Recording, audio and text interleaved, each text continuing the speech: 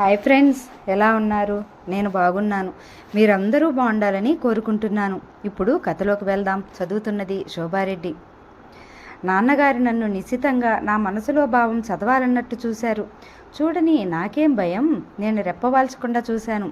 అంతేనంటావు? కృష్ణ మీద ఇంకెలాంటి ప్రత్యేకమైన అభిమానం లేదంటావు?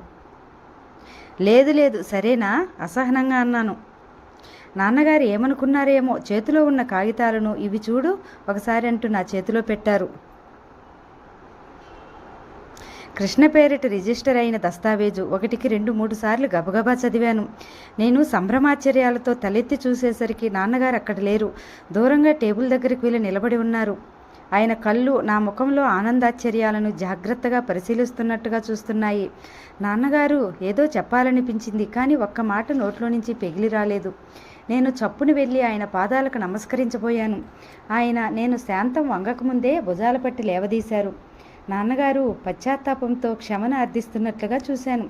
ఆయన కళ్ళు ఎందుకో చూస్తుండగానే విషాదంగా మారిపోయినాయి. నా తలని దగ్గరకు తీసుకుని నిమురుతూ అన్నారు, నేను ఎలా చేయాలా అని సతమతమవుతున్న పనికి నువ్వు అనుకోకుండా సులభమైన పరిష్కారం చూపావు మీనా. నాకు ఈ ఆలోచన రాలేదు. నేనే నీకు కృతజ్ఞతలు చెప్పుకోవాలి. ఇన్నాళ్లకు వాళ్ళకు ఉపయోగపడే ఒక మంచి పని చేశానన్న తృప్తి నాకు లభిస్తోంది. దగ్గుత్తికుతూ అన్నారాయన. నాన్నగారు ఆ కాగితాలు జాగ్రత్తగా దాచారు. ఆ రోజు నేను పొందిన సంతోషం అంతా ఇంత కాదు. నేను అనుకున్నది సాధించాను. ఆ విజయగర్వం నా నరనరంలో చక్కలిగింతలు పెట్టి డ్యాన్స్ చేయాలన్నంత ఉత్సాహం ఇవ్వసాగింది. ఆనందం పట్టలేని నేను నా గదిలో చేతులు జాచి గిరగిరా తిరగసాగాను. అమ్మాయి గారు, మీరు కాఫీ తాగలేదు. తయారమ్మ గదిలోకి తొంగి చూస్తూ అంది. నేను ఆవిడ చెయ్యి పట్టి గదిలోకి లాగి గిరగిరా తిరుగుతూ ఆవిడని తిప్పసాగాను. అయ్యో అయ్యో, ఇదేమిటండి? నాకు అసలే కీళ్లవాతం. వదలండి వదలండి బాబు. తయారమ్మ కేకలు పెట్టసాగింది. పకపక నవ్వుతున్న నేను వదలలేదు. అమ్మ అప్పుడే పైకి వస్తున్నట్టుంది. ఏమిటిది, ఏమైంది అంటూ కంగారుగా లోపలికొచ్చింది. ఆవిడ వెనక మిస్సెస్ లింగం కూడా ఉంది. అమ్మని చూడగానే నేను టక్కున ఆగిపోయాను. తయారమ్మ ఆయాసపడుతూ ఆగి, అమ్మాయి గారు ఇవాళ ఎందుకో చాలా సంతోషంగా ఉన్నారు అంది నడుము సరిచేసుకుంటూ. అమ్మ నా వైపు చూసింది. ఏమిటా చిన్నపిల్ల చేష్టలు మరీను అంది కళ్ళతోనే మందలిస్తూ. నేను తలదించుకున్నాను. అమ్మ దర్శనంతో సంతోష పొంగు హఠాత్తుగా నీళ్లు చల్లినట్టుగా తగ్గిపోయింది. నేను ఎప్పటి మీనానైపోయాను. రాజేశ్వరి పెళ్లి దగ్గరకొస్తుంది. నాకెందుకో ఒక్కసారి నిమ్మలూరు వెళ్ళి వాళ్ళందరినీ చూసి రావాలని మరీ అనిపిస్తోంది. ఒక విధంగా చూస్తే రాజేశ్వరి, మరో విధంగా చూస్తే నేను ఇద్దరం ఓడిపోయాం. రాజు వాళ్ళ అన్నయ్యకి ఎదురు తిరుగుతాననింది, తిరగలేకుండా పోయింది. నేను ఎలాగైనా ఈ పెళ్లి ముడిపడనివ్వను అన్నాను, కానీ ఏం చేయలేకపోయాను.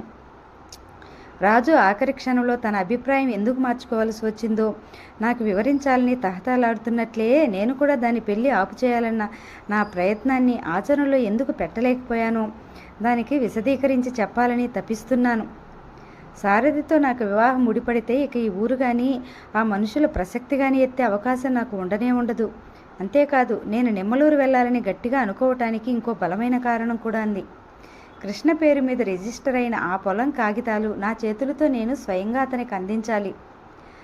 అందించేటప్పుడు చూడు, మా డబ్బు ముట్టుకోనన్నావుగా, ఇప్పుడేం చేస్తావన్నట్టు గర్వంగా అతని కళ్ళల్లోకి చూడాలి.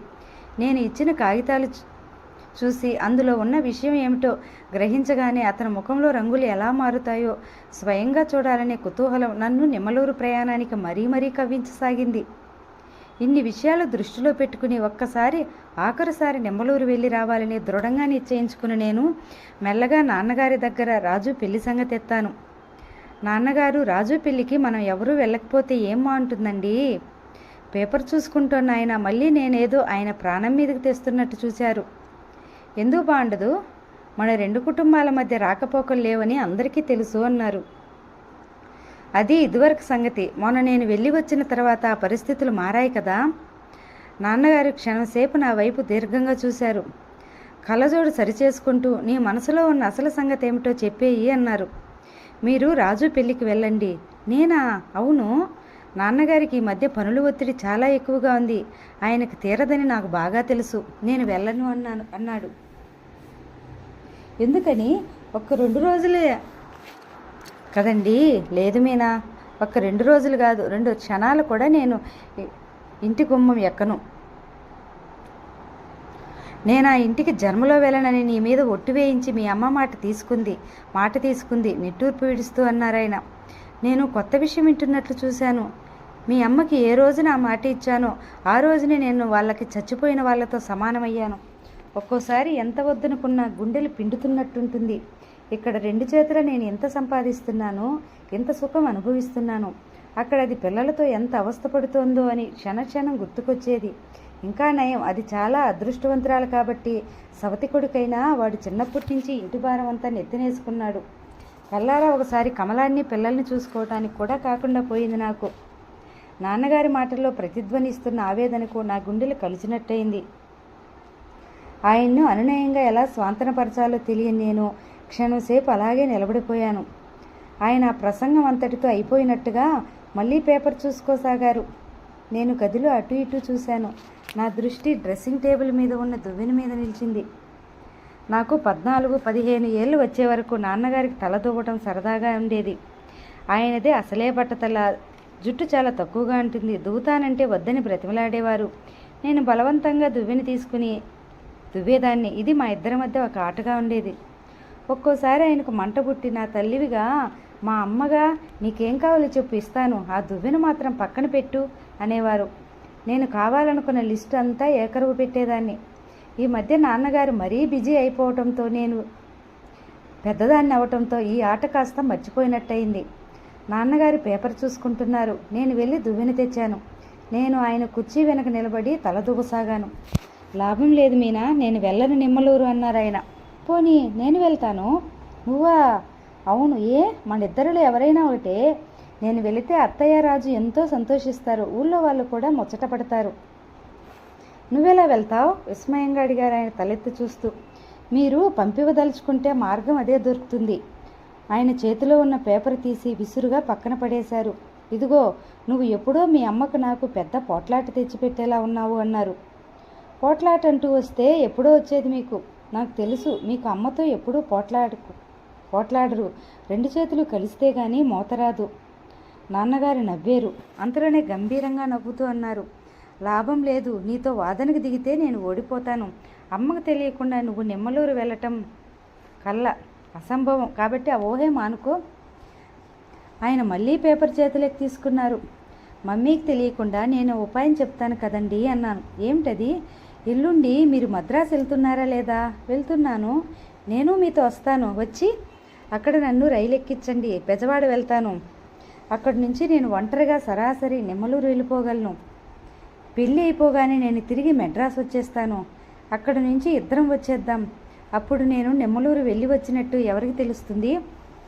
నాన్నగారి కళ్ళల్లో ప్రశంస లాంటిది కనిపించింది. మంచి ఆలోచనే. సరే, నాతో మెడ్రాస్ వస్తానని మొదట మీ అమ్మని అడుగు.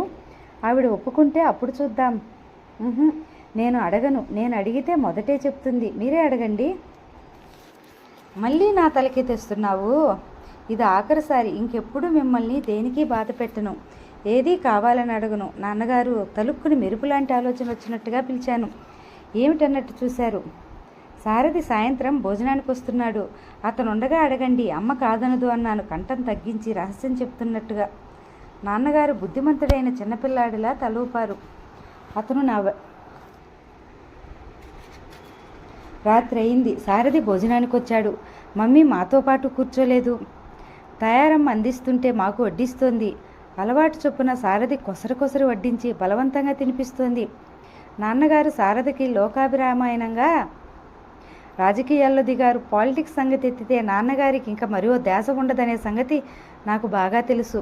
దాదాపు మా భోజనాలు అయిపోయినాయి. నాన్నగారి ధోరణి చూస్తే అసలు నేను చెప్పిన సంగతి పూర్తిగా మర్చిపోయినట్టుగా ఉంది. నేను మాటిమాటికి ఆయన వైపే చూడటం ప్రారంభించాను. కానీ ప్రయత్నం పూర్తిగా వ్యర్థమైంది. ఆయన అసలు నా వైపు చూడటం లేదు. నాకు ఒళ్ళు మండింది. ఏడుపు వచ్చినంత పని అయింది కూడా.